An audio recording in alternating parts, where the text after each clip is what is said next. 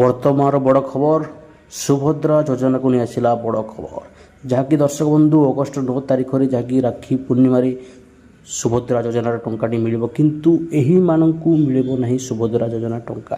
तेबे कहीं मिलिबो नहीं एवं क्यों माने टंका पाइबे नहीं ये वीडियो में आम जाना और कौन कले टंका पाइबे सबकिछ जाना ये वीडियो से वीडियो को शेष पर्यंत देखूँ और चैनल को सब्सक्राइब करूँ और वीडियो गोटे लाइक करूँ। दर्शक बंधु अगस्ट 9 तारिख राखी पूर्णिमा फ्रेंड्स जहाँकि मिल सुभद्रा योजनार तृतीय किस्ती एने सूचना देते उप मुख्यमंत्री प्रभाती परिडा एवं राज्यर 1 कोटी अधिक महिला को प्रति 6 मासरे 5,000 टंका मिलूँ। महिला आर्थिक विकास ओडिशा रे सुभद्रा योजना जहाँकि फ्रेंड्स लागू होता तेरे 2 लाख आवेदन सर्भे कर योग्य हिताधारी को टंका प्रदान कर अगस्ट 9 तारिख में जहाँकि कोरापुट जिला जयपुर गस्तर मुख्यमंत्री मोहन चरण माझी प्रदान करेंगे और जीवा सहित सुभद्रा किस्ती प्रदान करेंगे बोली जहाँकि उप मुख्यमंत्री कहते जो मैंने द्वितीय किस्ती पाई ना रिव्यू कर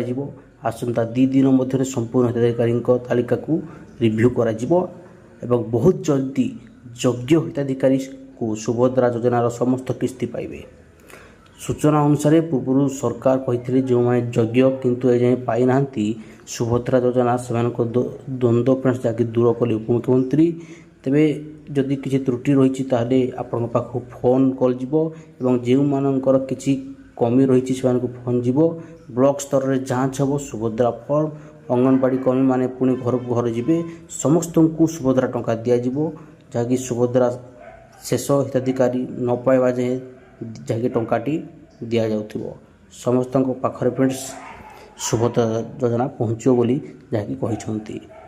तो ये फ्रेंड्स किसी लाटेस्ट अपडेट किसी आपण मन प्रश्न थे निश्चित भाव कमेंट करूँ आम आपण को निश्चित रिप्लाई देबू। धन्यवाद।